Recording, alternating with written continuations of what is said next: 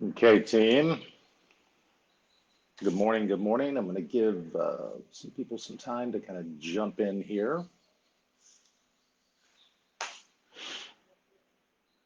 Just getting set up, making sure all my connections are good, making sure the Wi-Fi can support what we're doing. Looks pretty good.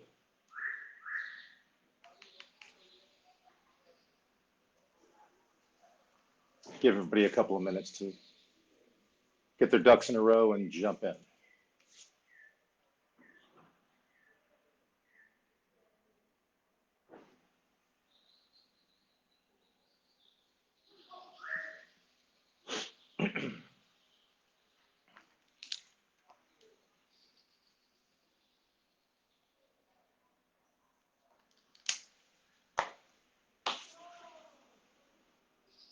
All right, guys, listen, let's just go ahead and get started. Um, You guys know I like to keep it very, very casual. Thanks to everybody who pre-populated some questions. I'll get to those. I've got them set up over here on my iPad where I can read through them and kind of go through. Also, feel free to hit me up in the comments. And let me know that you're there. I'd love to see some thumbs up or whatever. I'd love to see that you guys are here and you're actively engaged. God, I've been doing a lot of this stuff lately. Hold on, let me fix my AirPods. I'm gonna pull this down. I've been doing a whole lot of this stuff lately, and this is particularly around, the rise of virtual and pandemic, COVID world that we live in and whatever. We're never going back to normal. Let's just be honest. I mean, I love to speak to large groups. I get the feeling it's going to be a long time before that's safe to do again, like a couple of years. So I had better get used to doing this often. And I want to make sure that I'm doing it in such a way that it's entertaining, it's not boring, you don't sit there and kind of suffer through it. Nobody wants that. So um, interaction with you guys is going to be key. So I really appreciate that. And we're coming up on the 9 o'clock hour. It is 9 o'clock here in Aruba. This is my house in Aruba, which is right off the coast of Venezuela, about 16 miles. And I'm 2 hours ahead of Central Time, Atlantic time zone right now. So I know it's a little bit early for you guys. I know you also can go back and watch whenever you want to, which is cool. We're going to keep a record of all this stuff. So I'm just going to go ahead and jump in. Just, but let this be a lesson, right? A lot of people go, oh, wow, you built a house in Aruba. Holy moly, that's a dream. I could never do that. You absolutely could do that. All you really need is about half the money in cash, right? Because Aruba Bank is who we got our mortgage through, and all they want to share the risk with you. So if you can bring half the dough in cash, you can get a mortgage for the rest. You can build a house here on the island, and it becomes what it is. Not only is it's our retirement house, we're going to live here and soon. I don't know if we're ever going to retire, but we're definitely going to live here.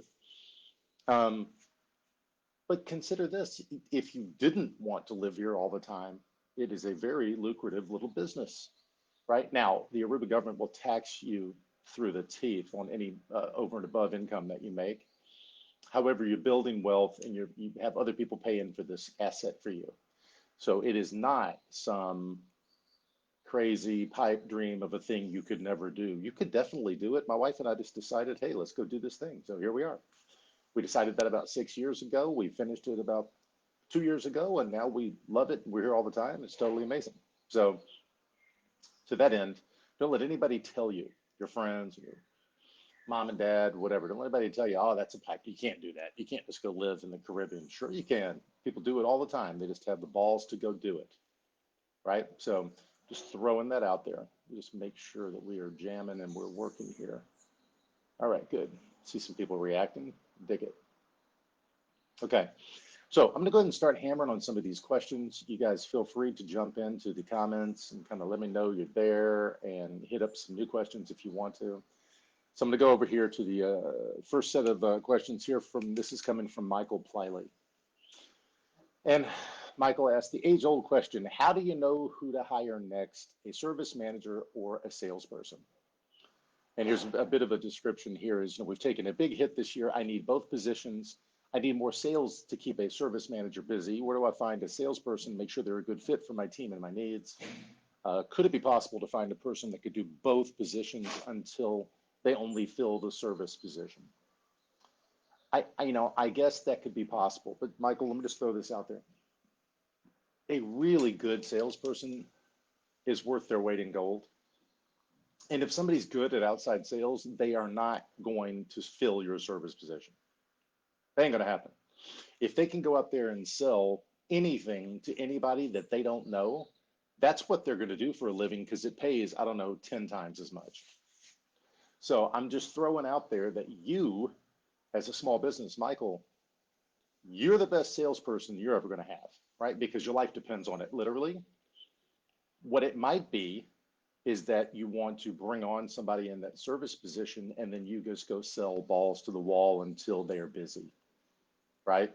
Um, there's a book called The Hard Thing About Hard Things, startup mode. And let's be honest, now you elevator pitch, you're an air conditioning, refrigeration company servicing restaurants. Great, that's very, very cool. Um, and let's be honest, you are the best seller of your services. So I believe you should be the seller of your services until you no longer have to be that person and you can afford a professional salesperson or a team to do it for you. But nobody's going to sell it as well as you can. And just to my initial point there, if you find somebody who can do both positions, they're not going to be a good salesperson. Because if they are, and I can hear Tom Black yelling amen from Tennessee, if they are a great salesperson, they're going to go sell. And somebody's going to pay them through the nose for that because it's a very specialized skill. Okay. So just throwing it out there, I believe that you are the salesperson for your business and you can bring people in to run the service calls and do all those kinds of things. I do want to throw out here real quick, this is a bit of a learning moment. Michael said elevator pitch, air conditioning, refrigeration companies servicing restaurants. Okay, that's what you do. That's fine.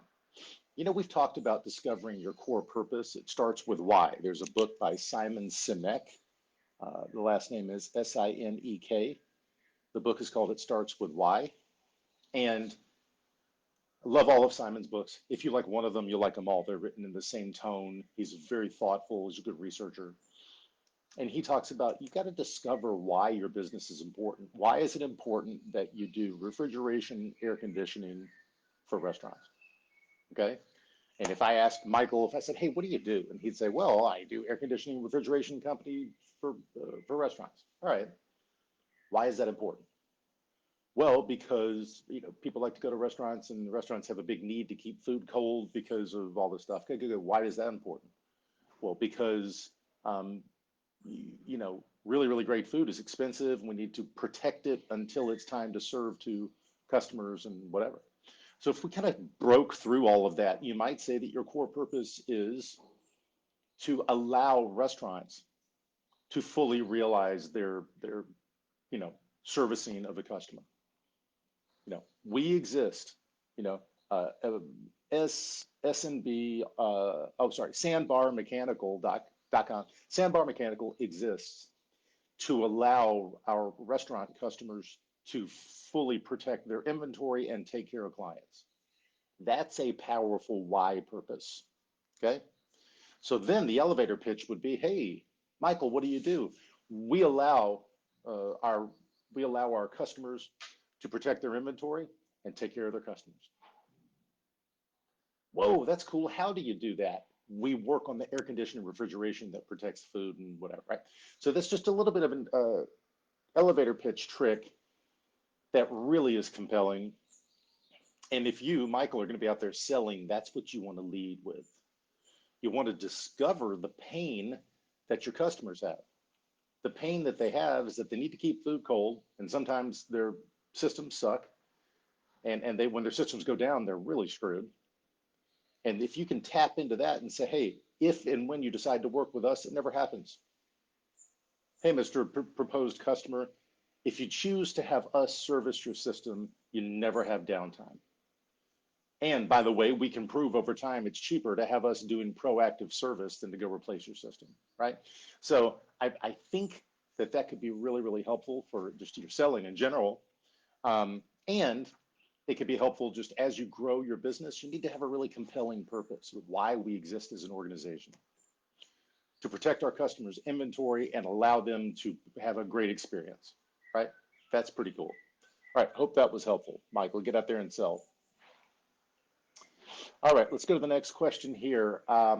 This is from Eric from Rat Exclusion Service up in the Pacific Northwest. Eric said, I love the idea of doing something fun with our team for 2 hours during work time once a month in the form of leadership games, escape room, etc. Is this something to be done monthly, bi-monthly, or quarterly? And there's a little bit of a background on what Eric does and the elevator pitch as well. Listen, it's totally up to you. I know some people who do team bonding almost all day, all the time, right? Some people work it in once a day. They do something fun. They have a daily huddle and they play a game. I think the counterweight to that is it can't all be fun. You know what I mean? Like there has to be work. So also you want to give people something to look forward to. So you might just say, hey, God, we're going to do this monthly. Once a month, we're going to get together for some team building. The rest of the time, we're going to kick ass like nobody's business. And you must go earn the fun part, right? So I think monthly is good. I wouldn't argue with bi-monthly or quarterly. Some people never do this stuff. So if you're doing it at all, I think that you're doing well, right? So Eric, I think it's just important that you have it on a cadence where people know that it's important to you to do team building and those kinds of things. And I'll go a little further into the description here. We have techs who work in the field independently. There are times we work together on large projects. I'm asking this because I want the techs to learn, bond, and have fun, not lose the lessons that are being discovered on how to work with each other by the games, if too frequent or not. Right? So that's a good way to look at it. I just really would take those independent techs and make sure I was all over the kind of work that they're producing. You know, you've heard me say this, I don't know how many times, metrics and KPIs and customer satisfaction scores and those kinds of things. So if you were going to, it's one thing to go to escape room, which is a lot of fun. I love it. You should definitely do that. Let's say you're going to do something monthly, Eric. Maybe 1 month you go do something fun. Go to a ball game, go to, when ball games are in again, escape room and what have you. And maybe the next month you do like a learning event. Bring everybody together and watch some scaling up videos or go through some, 5 dysfunctions of a team and kind of learn together. I think if you mixed it up and kind of had like fun, learning, fun, learning, fun, learning, that would be a nice rhythm to get into and people would be expecting something monthly and it would pay off for you over time. So I hope that that's helpful. I know you've got some other questions a little further down the line here, so thank you for that question. And just make sure what I read here was I want the techs to learn, bond, and have fun, but not to lose the lessons that are be discovered on how to work with each other by the games. Yeah, so if you play a game, escape room, any kind of leadership game or whatever, always take the time to break it down after the fact and say, hey, what did we learn? What did we learn from that? Okay, so get back where I can see here. Okay. All right, remember, if you guys are out there, just react. Give me some, or maybe I just have it where the comments are not on. I don't know. Either way, appreciate you. All right, let's go to the next one here. This is Lisa Nitkowski. And, oh, this is a good one, Lisa. Lisa said, how do you bridge the gap of wanting to start a business to actually starting the business? Oh, man, age-old question. And Lisa said, I'm reading as many books as I can in regards to taking the leap and getting my business going. However, I'm wondering how to put the elements together and actually get started. Where do you start? What comes first? What are the steps? Where's the blueprint? As so many of you have successfully started and run companies, who better to ask things in advance? Well, listen, I'm going to start with my own personal experience, Lisa. When I started my business in Nashville, it was tents, events, staging, stuff like that. And it was a business that, I was a professional musician, so I'd been around it a lot. I knew a lot about it, and I knew a lot of people in the business, right? So I kind of knew what the business looked like. And the fact is, Lisa, we just started doing it. Like we bought some inventory, we told people that we had it, and we had a good reputation. And we just, like personally, like everybody knew that I was a person of integrity, and they knew that if I said I was going to show up and kick ass at a gig, that I would. I'd be prepared. And so that kind of preceded me going into that and saying, hey, you hired me to come play in front of 20,000 people, and I was prepared and I was good and I gave you a good work product. Why would I not be good at anything else I offer? So we just bought some inventory. People started to book our inventory. We showed up and started doing the work, started getting paid, and it just became a real thing. Now, it's a little bit different if you're going to go out and start.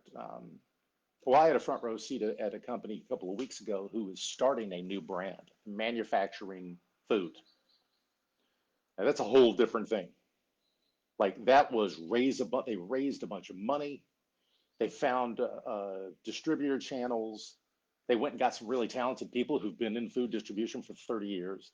They found a company in China to make it, test the product, and do all this stuff.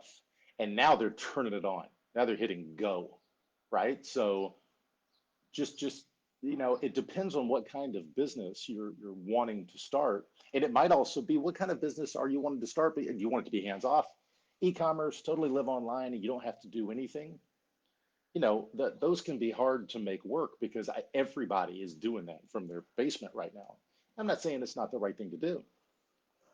You probably want to go in and figure out, you're not going to make money right off the bat. Can you afford to do that? Do you have some money to fall back on? You should put together, it says, what are the steps? What's the blueprint? Well, the first thing you could do is put together what's called a pro forma.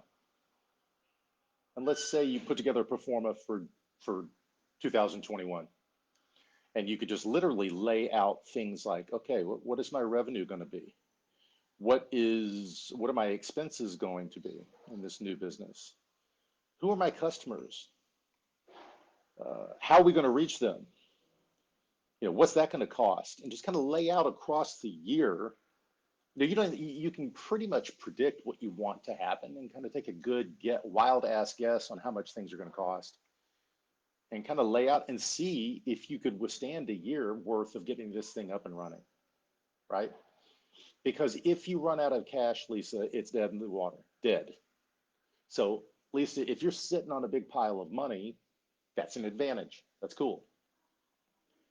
If you have to go get more money from somebody, it is going to hurt because they're not going to just give you that dough. They're going to charge you a ton of interest, or they're going to want some of your company. You've seen Shark Tank. By the way, everybody on this call, if you've never watched the TV show Shark Tank, it is so informative. It just literally teaches you about valuations of business and how equity works and all this stuff.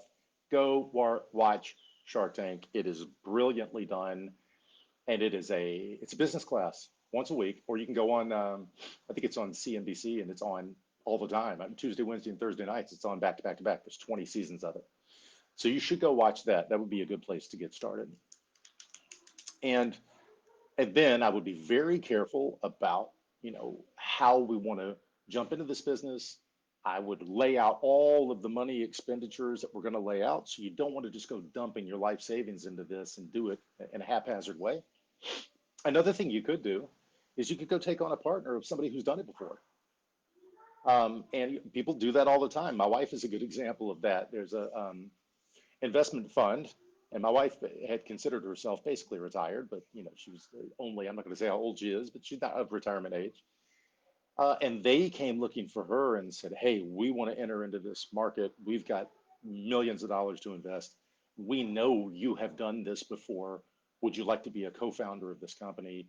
And we want your knowledge to make this thing go, right? So maybe, Lisa, you could go find somebody who's done a business, exited successfully, or they've got a business that's rocking and rolling and they don't need to, it's almost touchless. They don't have to do anything. Maybe they want to be in something new. And just throwing this out there, I'm not a big fan of giving up equity in your business, although, 100% of nothing is still nothing. And 51% of $10 million is, over $5 million, right? So just throwing it out there, something to consider. Okay, good question.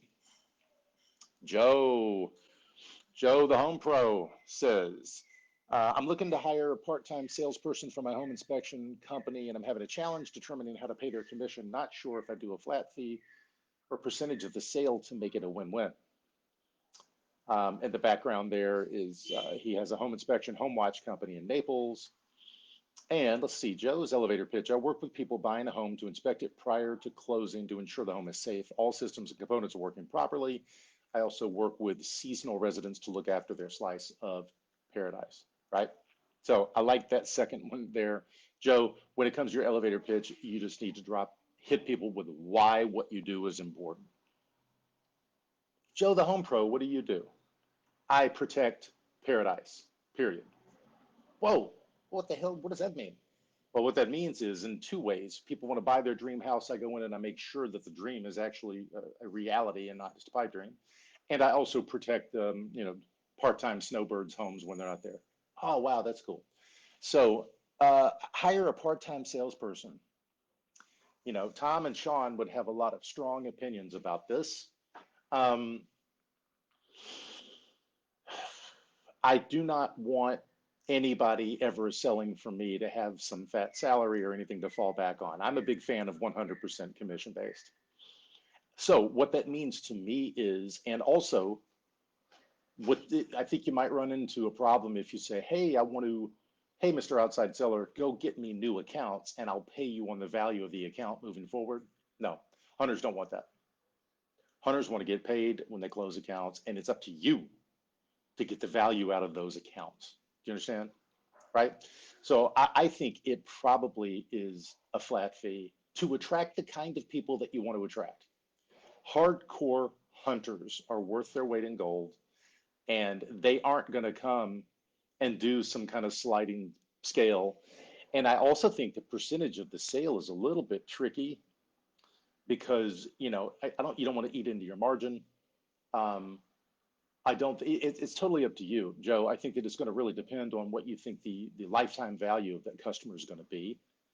So if you've done that homework and you can figure out how to make the percentage of the sale make sense, then by all means go nuts. But I think you have to do that homework first before you can know whether or not that's wise. Okay, good question. Okay, this is from Sean. Sean says, without a team to delegate to and without the budget to hire a full team, how did you get things done when you first started your company and it was just you? Background. I hear many experienced entrepreneurs talk about delegating, only doing the things that you're great at. Unfortunately, it's only me. I'm just starting. I don't have a team nor money to hire a full team. I know I can't be alone trying to understand how to get everything done on a limited budget. How did you do it when you were first starting? Or where did you learn to go to get everything done looking for the story? So I'll literally tell you my story. So I mentioned that I had a business partner when we started the tent and event company. And we just went out and bought some inventory. And believe me when I tell you, we did everything. We didn't delegate a damn thing. We couldn't. There was nobody else to delegate to, and we had already spent all of our money on a bunch of stuff. So when I tell you, we this maybe is helpful. We broke up our calendar into times of day we would do things. We did outside selling in the morning from 9 to 11. We pounding the phones and go see people and whatever. And then we'd have to come back and get our deliveries and stuff ready for the afternoon because we were an event company. Most things happened at night. Okay. We would make all the deliveries in the afternoon, and then we would have to go back at night and pick it up. And then we would come back to the warehouse, and if there were dishes involved, because we rented dishes and stuff, they would be dirty. Then we would wash the dishes. So I don't know if you're putting that together in your mind. That's get to work at 6 a.m., do some prep work in the warehouse, start calling people from 9 to 11 a.m., eat lunch, come back and start loading the trucks for the afternoon deliveries, do that the entire balance of the afternoon, eat dinner, go back and start picking the shit up and come back to the warehouse and wash dishes until 12, 1 o'clock in the morning. That's what my life looked like for about 10 years. Now, as we grew, what did we do? We brought on more delivery drivers and people who could do the afternoon bulk. It was still my partner and I doing sales. Just like we talked about earlier with the air conditioning refrigeration service. My partner and I were the best salespeople for two reasons. We knew the business better, we had the most relationships, and we weren't super expensive like a good salesperson would be. And we let other people come in who we could teach to go and set up tents and drive trucks and do that kind of stuff. So we grew the service organization. We stayed small in sales. And then once that became a thing, we became more profitable, and our top line started to get up there, and we passed over 1 million to 2 million to 3 million. And then we were able to go out and start hiring who we thought would be good salespeople. And then, and only then, did he and I separate our duties, right? And I was sales and marketing, he was operations. And then we really split our organization like this and really able to get a handle on it. Now, keep in mind, we started that company in 2000, and we didn't make those changes until 2010. 10 full years of taking an ass kicking, um, 10 full years of no vacations. My wife asked me when we first started dating, which was in 2009, she said, "Hey, where do you like to vacation?" And I said, "I don't know. I haven't been on vacation in so long, I really can't remember." She said, "No, no, I mean like for downtime, like where do you like to go?" I said, "I haven't had downtime or money in 10 years." Right? So she was the one who actually, she was a fan of coming to Aruba, and so we came to Aruba, and so this is our place where we're happy together. That's why we built a house here. So whenever people go, "Damn, man, you got a house in Aruba, you're just on Easy Street." I'm like, well, you might say that. You might also say, I took a lifetime's worth of an ass kicking for 10 years, and nobody's going to judge whether or not I live in Aruba or any fucking where, right? Do what I want. We're entrepreneurs. We decide and we do what we want. So let's go make it happen. And unfortunately, until you have some bandwidth and some money to hire some help, it's you. There is no delegating. Unless, if you're frazzled, if you don't have good time management and organization, you certainly can get a virtual assistant. Lots of companies in India, the Philippines, particularly, $7 an hour, you have a really, really well-qualified person handling your scheduling and stuff for you. Those are the kinds of things that we weren't good at because it didn't exist then, but it does now. So if you're a solopreneur and you want to focus on sales and delivery of your product and everything else, if you can outsource it to a virtual assistant, somebody like that, then go right ahead. And if the money makes sense, it's great. I love it. Okay. Let's go to the next one here. This is from Roland. And Roland says, how to make employees accept each other and make a team. Roland said, in our family business, retail and wholesale shop, there are 10 females working together on the floor. Oh boy. They do everything from receiving products, stocking the shelves, dealing with in-store customers, then the cashier sell the products. They rotate between the tasks. There are 4 of them that work together as a great team, but they also form a clique. They don't accept other people working with them. This puts me in a very hard position to hire new people.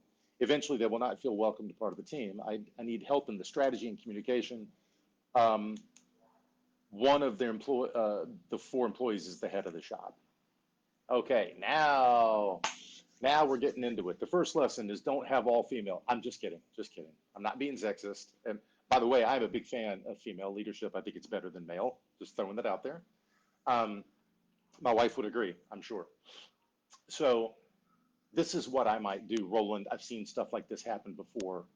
What I would do is when I hire new people in, I would automatically assign them to one of the 4, and that they would be like a mentor, right? So automatically newbie comes in and they get a mentorship with one of the big 4, and they're automatically included. That's got to be a part of it, right? And then you, as the leader of the business, just always pushing on those 4 to say, this is why this is important. We need new people to come in. We've got to keep good talent. We want them to feel welcome. Employee A, you're really, really great, and I really need you to take this person under their wing and mentor them for the first 30, 60 days, and then they'll kind of graduate, and then they'll begin to mentor people. So I work with a lot of different companies. Anytime that I go in and they're static, right? They're static between 2 members of the executive team, 2 departments kind of butting heads, always, exclusively. I say, listen, the key is to work closer together, not further apart. So I get those people doing one-on-ones together, giving each other one-on-one weekly top task meetings and stuff like that. So that might be a hard sell, Roland. I don't know what's going on inside your organization. The thing I'm sure of, though, have you ever heard of this?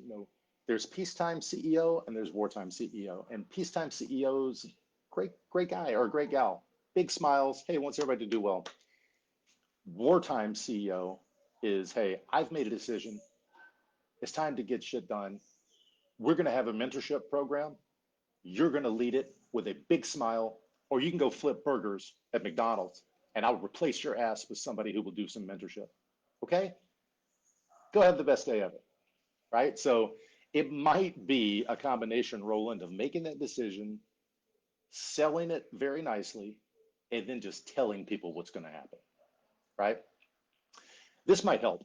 There's a book called Everyone Always by Bob Goff, Goff. I think it's Bob. And I just started reading it. I read a lot of heavy duty like business books because I have to.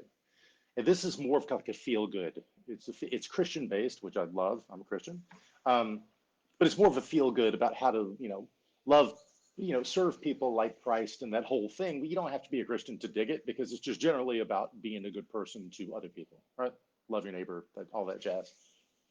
And he said something really powerful in there. He said, don't tell people what to do, tell them who they are, right? And I'm going to use a couple of biblical references just because you'll get it. Like I said, this is not a Bible hour, although it sure can be if you need that. Um, he said, God told Moses that he was a leader of people. God told Noah he was a sailor, right? God told David he was a king. And he didn't tell him what to go do. So inside of our businesses, you might turn to one of the big four here and say, listen, I don't know if you know, but you are a leader. I depend on you to lead people in this organization. I depend on you to mentor new people. This is what this looks like.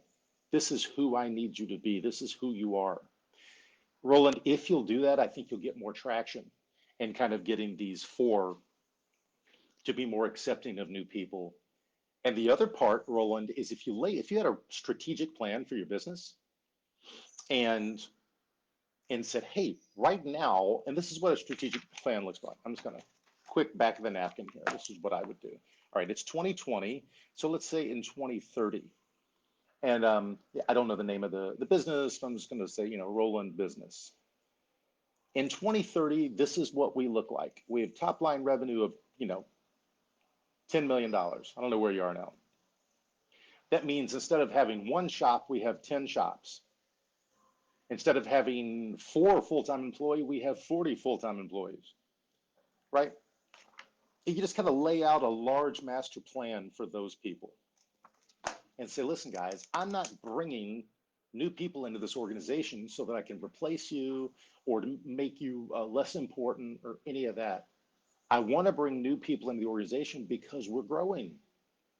And the only way to really do that is you guys are going to have to mentor and teach these people the ropes. And it's not to give you more responsibility or to make it a drag or something. If you look at this opportunity, the 4 of you are likely like branch area managers. You're not working on the floor every day doing this job. So get yourself out of what you do every day and get yourself into the future view, right? If you can paint that, Roland, if you can paint that picture for them, picture on the box, in 10 years, this is what success looks like in our business. And the 4 of you are no longer working on the floor, stocking shelves, receiving products. You're probably a branch manager. You're probably an area manager, or maybe you're doing something in marketing, which is what you really want to do. If you can paint that picture for them, and here's the good news, Roland, that picture is not BS at all. It's real talk. Um, that should be enough to get them to kind of play your game and do what you want them to do, be nicer to new people or whatever. Okay. Hope that was helpful. That can be transformative for you. So that's actually called, write this down if you don't know. It's called a BHAG, BHAG, which stands for Big, Hairy, Audacious Goal. And that paints the picture for you guys, for all your employees and your customers and anybody else. Hey, this is the direction of our company. This is where we are going. Okay. Hope that was helpful. Let's go to Trish Murphy. And Trish said, what is the best text marketing software for e-commerce? I sell false eyelashes online. I'm looking for ways of increasing sales. I'm hoping that text marketing might be a new strategy that could help. I want to make sure I choose the right software from beginning to optimize my efforts. I sell false eyelashes to makeup artists, beauty supply stores, salons, the end consumer. My website is eyelashеsunlimited.com. Okay, here comes an important learning lesson for you, Trish. I don't No. You know, people ever get on here and like, oh, well, you could do a few different things. Let me get, when it comes to text marketing software, I have no freaking idea. I don't know. I'd probably talk to Tom Black or Sean about that particularly. I do not know a damn thing about text marketing for e-commerce. The one thing I would ask though is your elevator pitch. I sell false eyelashes to makeup artists and I can help you with this. That's what you do. You sell false eyelashes to makeup artists, beauty supply stores, and salons. And Trish, my question for you would be, why do you do that? Why does it matter? Why is it important? And you might say, well, you know, because false eyelashes, you know, help women feel more beautiful. And okay, I can dig that. So maybe what you do is you help women or people, might be for men too, I don't know, that'd be cool. You help people feel more beautiful. You help people, sorry, let me get this to where you can see it. I'm going to write this down and make it land.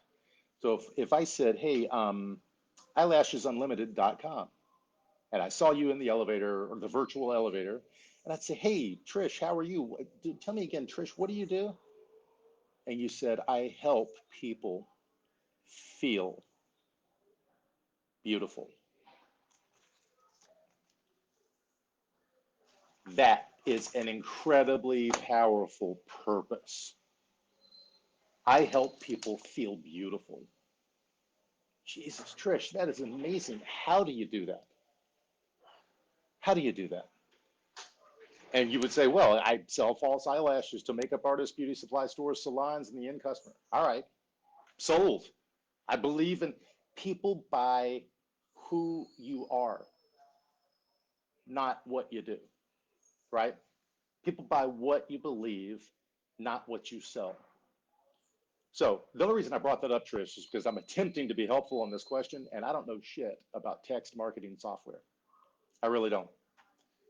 However, when you find that perfect text marketing software and you activate it, you should lead with your core purpose, and it's going to pay off in gigantic ways.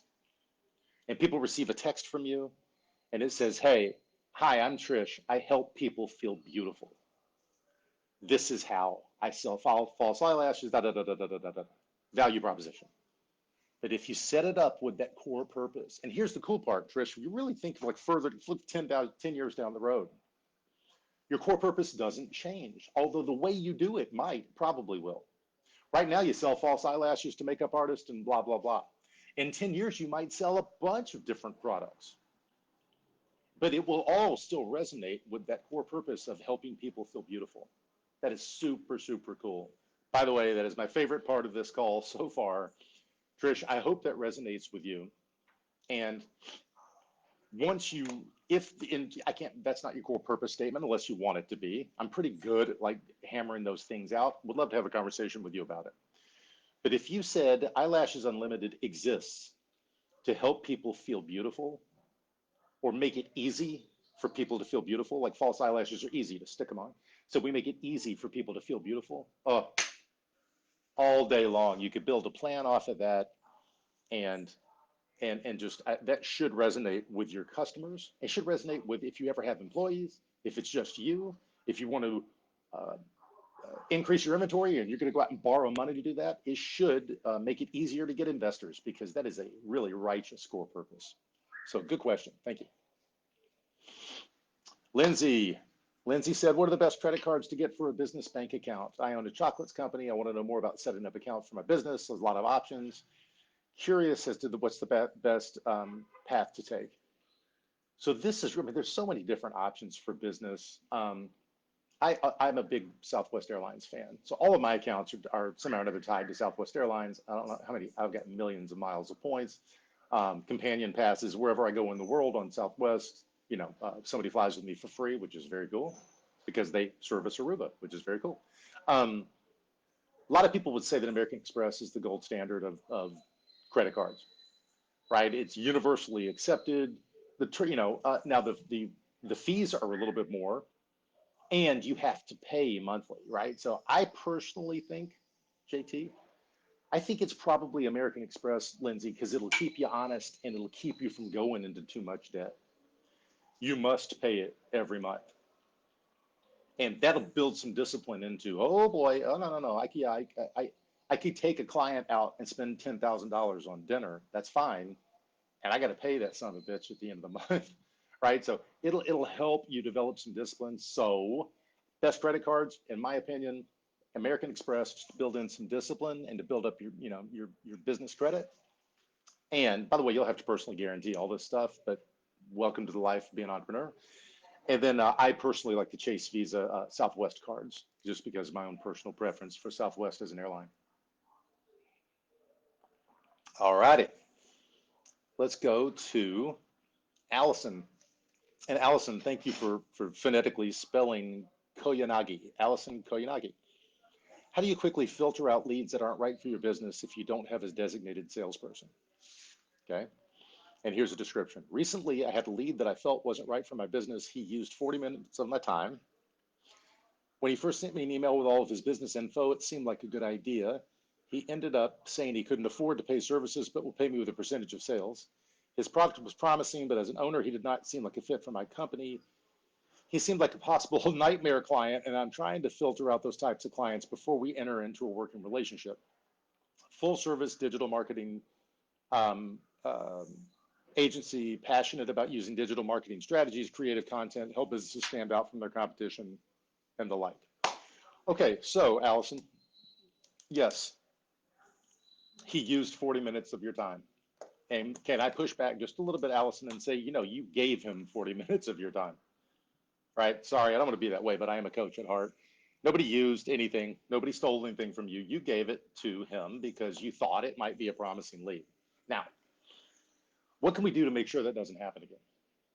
There's a weird thing. Now, I sell my services. I'm a coach, right? So it's easier now. When I first started, I had to convince people it was a good idea. I don't have to do that as much anymore because most people who come to me are referrals. Referrals from people that I do work with or that I used to work with. They know what it's all about. They know what it costs. They know what the value is. They know what I'm about. And they just need to get on my schedule and give me a credit card number, right? Um, However, one thing that I've figured out is if you can put some barriers up in order people have to jump through a little bit of a hoop to do business with you, that for some reason or another, man, people really love that. So I'm going to give you, this is a trick you could do, Allison, because you are, like if you're on the cutting edge of full service digital marketing and stuff, people would probably understand that when they interact with you online, it should be fairly sophisticated, right? So one thing you could do is you could have a call to action button on your website that says, hey, contact Allison for a referral or contact Allison for a consultation or something. Click. And they click on it. And then you give them an opportunity to make a video for you. Hey, in 3 minutes or less, describe your business and the outcomes of what you want to make happen. Now, you might say, oh, God, that's hard. People won't do that. Sure, they will. Automatically, it'll seem like you have your shit together and you are making them jump through hoops to do business with you. And it's such a counterintuitive thing. Some people really, really love that. They're going to, if they put in the time to make a quick video and say, hey, yeah, Allison, I got a fish market over here on Palm Beach, Aruba, and I need some help with my digital marketing and the things that I want to accomplish. Lay out a little bit of a template. What do you want to accomplish through digital marketing? What's your budget? Go ahead and put that in the template. What if that guy would have said, well, I don't really have a budget. I was hoping I could make a deal for a percentage of sales. No, we don't do that. Do not be afraid to bring up money immediately because people who can pay have no problem talking about it. The people who can't will hem and haw, and you just kick them out as a possible client, right? You do not want to do that. Be chasing money all over the place. It's no way to live. So, Allison, I think it might be just what you said. I'm trying, you're not trying to do anything. You're filtering out those types of clients. Just right now, you suck at it, right? Don't get it twisted. You're not trying to do anything. You're doing it. You're doing it poorly. Let's make sure you can do it better. Um, Filter out those types of clients before we enter into a working relationship. Yeah, you should filter them out very, very quickly and with as much automation as possible. And then that way, if you were able to do that, it's possible you could cast your net out internationally. You could have automation kind of filtering out from 10,000 people instead of 100 people, right? So just throwing that out there. I hope that was helpful. Here we go. This is Stephen Davis. What is your advice regarding how to handle prospects that are solely focused on price? And he talks a little bit about they represent multiple professional employment organizations. The reason I'm asking this question is I'm currently dealing with a prospect solely focused on price, regardless of value. The prospect is a sizable company with great influence. Obviously, you can only reduce the price so far. But what's the best way to manage the situation? I do not want to lose a prospect potential future referral business. Stephen, why are you worried about losing a prospect and potential for referral business if these people don't want to pay what you need to be paid? That doesn't make sense. I mean, unless they're just going to be a loss leader. What I would do, this is JT, I'd go to that potential, but I'd say, listen, I know you're only focused on price. It's short-sighted, and I bring a lot more value than that. Fine. Let me tell you what I expect, Mr. Client. You want to get my services at razor-thin margins, and I might even lose money working with you, right? Let's be honest. You're focused on price only. I might be willing to do that, but we are going to have a referral agreement. I will do work with you at this very limited price. It's a loss leader, and you will provide me with 10 active referrals a month or a year or whatever. I would put that shit in writing. And I would say the flip side is also true. If you refuse to, like, you don't want to give me referrals and whatever, it's like, that's fine. We just can't do business. I'm not going to, Stephen, I want to look deep into your heart here. There's a guy that I worked with in New York City, window washers. Okay. All they do is wash windows. And when I tell you this year, well, maybe not this year with the pandemic, but last year, their window washing business did $25 million in revenue. Okay. And the first time I ever talked to him, I said, hey, what are your growth, what are your margins? What's your profit margin? And I expected him to say 10, 15%. And he said 35%. And then I passed out. And when I came to and woke up, I said, how in God's name do you achieve 35% gross margins? He said, it's simple. If I don't get 35% margins, I don't do the job. That's it. Will not send anybody to the people's house to do the work if I can't get 35% margin. That's it. I was like, shit, man, that's the best thing I've ever heard of. So these guys are stacking money, washing people's windows. Now, granted, they do it at a very high level, white glove service, and their clients are people like whoever, Bill Clinton. I'm like super rich people who live on the Upper East and West Side of Central Park, right? So, and they, because they have this level of anonymity, confidentiality, and they're bonded and licensed and all this stuff, right? It's a high bar of clientele they're going for, and those people can afford to pay those margins. So, Stephen, I believe that you are worth the prices that you want to charge. And I think you should be more demanding on your clientele. However, if there's anybody who you feel like would be a good referral business and you just want to have a loss leader, I would tell them so. I wouldn't trick anybody out of anything. I'd say, hey, man, this is a two-way street. You want to get my services cheap, and I don't do shit for cheap. So this is what's it. I will handle your business at X amount of margin or no margin at cost. And what you're going to do for me is you're going to send me active live referrals, and I would go ahead and lay out how many I wanted. And then just let it be what it is. Fine. Don't be afraid to ask people for what you want. All they'll do is say no, no problem. People sell themselves short all day, every day. Stephen, you were in Franklin for an entire weekend working on yourself to get better as a business person, which proves to me you are worth more money than your competitors. So don't be afraid to go charge it. All right, Eric. Eric asked, should I be concerned if job applicants don't send a resume like I asked them to? Yes, you should. End of question. Hey, here's the barriers. If you want to come apply, you send a resume, you send a video. I've talked about that. Get them to send videos, right? So this says we have plenty of business, no boots on the ground. Our technician might not be the most savvy with building resumes. You know what? So this might be a little bit, I might look at it a different way. Is resume what you really want? Or is it a video resume? Do you want to hear these people speak? Like you want them to represent well in front of customers and stuff. So Eric, what you could do is say, listen, at rat exclusion service, we do everything differently. So if you want to apply, submit a 3-minute video with this information. And here's the deal. If they go over 3 minutes, if they ramble for 5 or 6 minutes, kick them out. They don't follow directions. They're going to be a pain in the ass. They're not going to do what you want. Give them very specific directions on how to submit it, on the information you want. And if somebody goes and takes the time to do that, you know they're going to be a good employee for you, right? So I would just say, hey, send a video resume with this information, this format, just it doesn't have to be high tech. Take your phone, shoot a video, no more than 3 minutes in length. These are the pieces of information that I want, and I'd be done with it. But if they don't do that, I wouldn't even talk to them. All right, Christopher, Joseph has a good one here. Have you heard of Amway e-commerce businesses? If so, what are your experiences with them? And if I get in MLM, how should I determine if it's right? Multi-level marketing. Here's another one I don't know anything about. I don't know shit about multi-level marketing.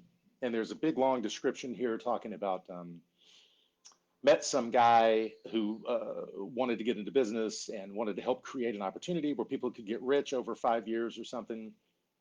You're probably asking the wrong person. I don't know anything about these businesses. I tend to feel like they are full of shit. I know a bunch of people, and let's be honest, I know a lot of really wealthy people very, very well. Um, some of them are my neighbors, some of them are my clients, and I don't know anybody who it was easy. I don't know anybody who was just falling off the log and you rolled out of bed and clicked a piece of software and it made money for you in your sleep. I'm sure that that probably happens. If you want to take a flyer and you want to go be a part of I remember Amway when I was a kid, multi-level marketing and this whole thing. There's a reason why it's so sketchy and people think it's a bunch of bullshit because it is. Um, Now, that having been said, are there people who probably have had a great experience doing Amway and multi-level marketing? Sure, great. If you want to live your life around it, go right ahead. It feels like bullshit to me, and I don't want to be full of shit.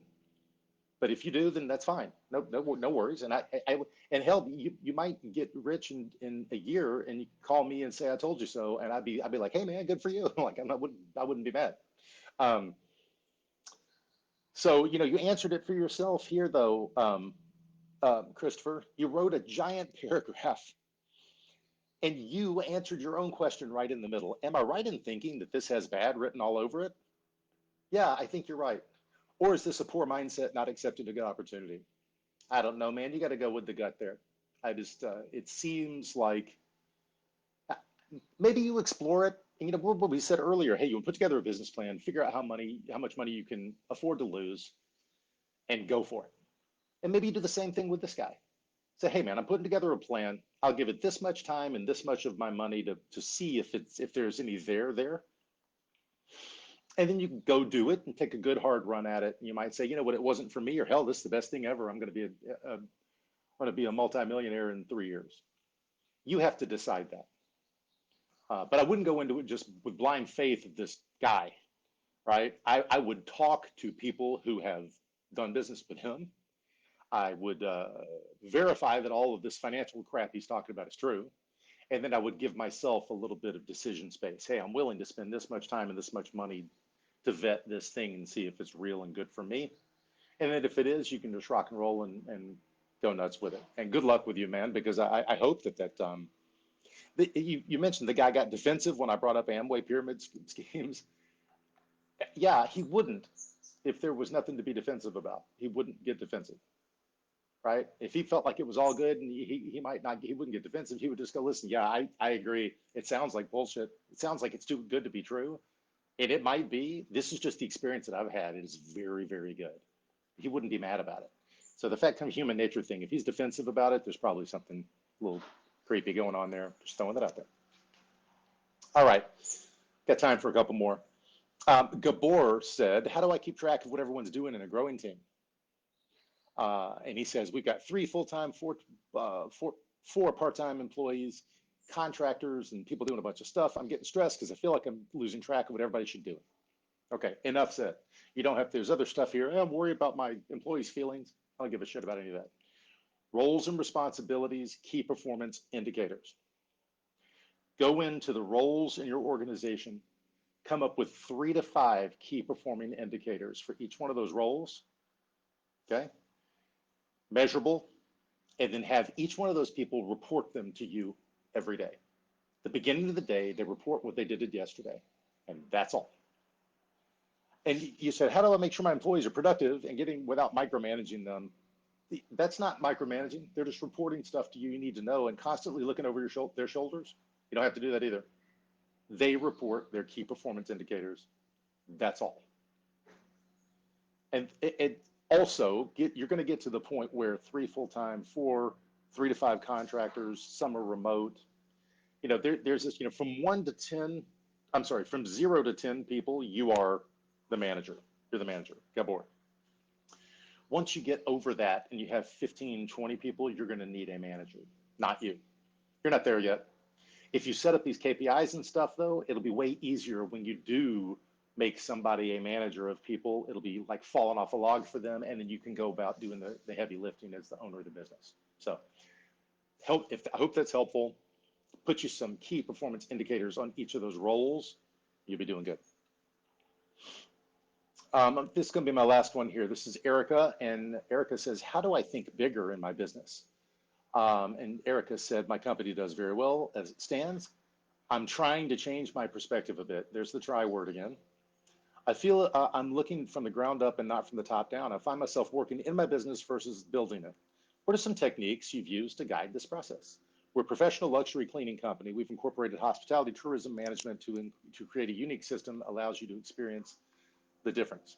Okay, Erica, what I want you to do is, it's 2020. I want you to sit down with a piece of paper and write the numbers 2030. And then I want you to tell me what your organization looks like in 2030. And you're probably going to go, well, right now we clean 35 homes. And I want to think bigger. So what would success look like? And you probably would say, well, 10 years from now, it's 350 homes. That's what people do. They way undershoot what's possible. If I were your coach and I was standing there and you said, okay, in 2030, we've got 350 homes, I'd say, that's fine. I would add a 0 to it, 3,500. That's a BHAG, okay? And you would go, oh my God, well, if we're doing that many homes, I'd have to change the way I do everything. It's probably fully automated this and all this stuff. And I just start writing all that stuff down. That's how you get strategic. That's how you break out of this kind of mindset. So Erica, whatever goals you have stated for 5 to 10 years, add a 0. And that'll help you think strategically, and that'll help you kind of build in such a way that you'll get out of your own way about thinking about what's possible and what's been done before. I don't care about any of that. We're entrepreneurs. We make shit happen.